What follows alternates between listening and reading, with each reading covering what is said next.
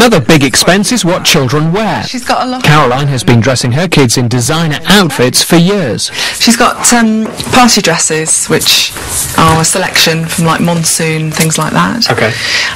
Then we've got Save the Queen, which is one of her favourite labels, which is this one.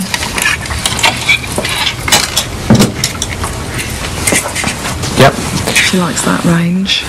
And she's very much into shoes. Again, she likes Converse pumps. Timberland boxes, I see. Timberland, yeah. Is she saying, I want this, I want that, I'd like to do?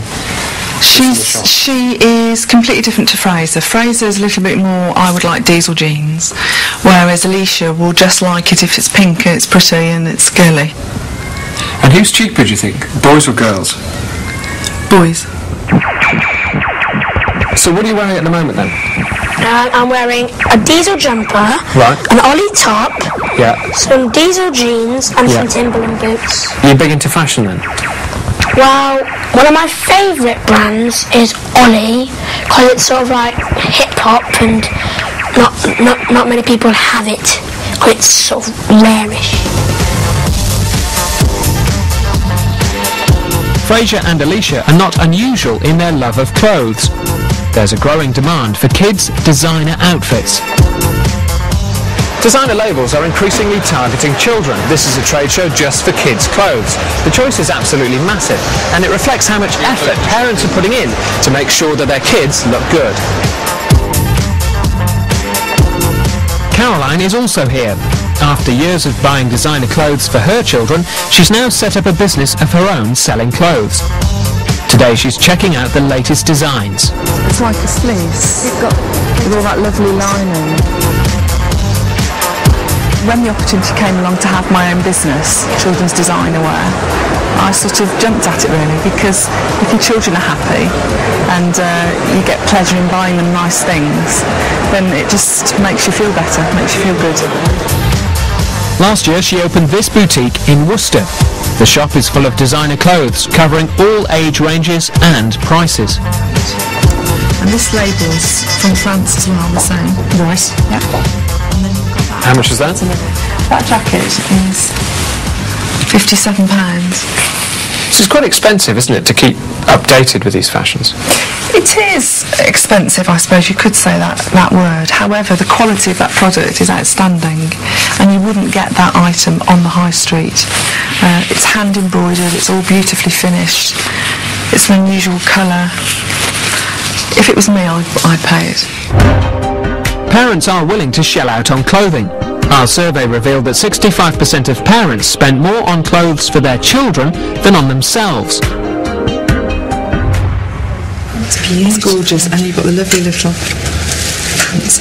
And it's this trend that Caroline has tapped into. Georgie would like the teddy bear. Teddy bear's lovely. You've got that with that. Yeah. Nice.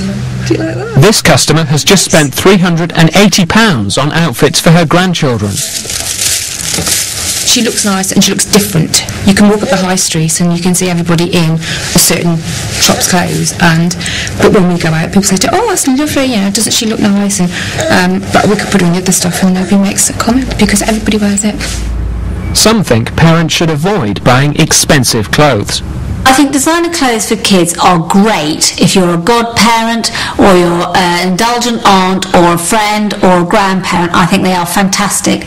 Are they in my parental grey matter for clothing for my children? They are not. They're absolutely not. You know, my kids wear stuff from Woolworths where you can get a pack of 3 t-shirts for £3.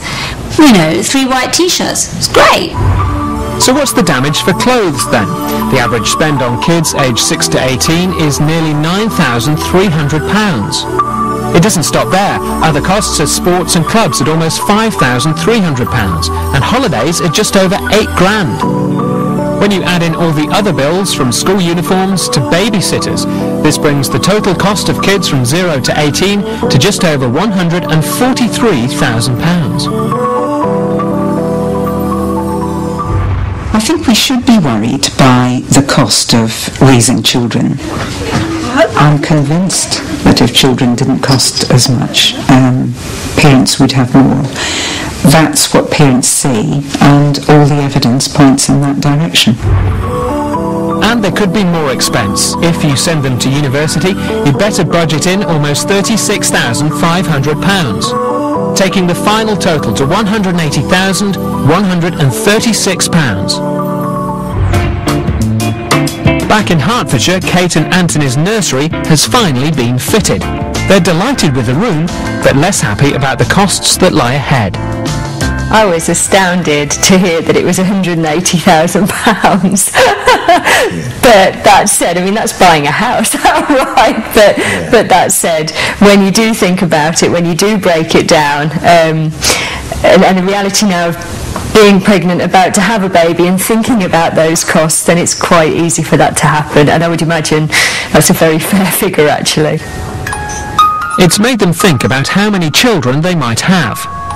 I think the choice on the size of family is very much driven by your finances.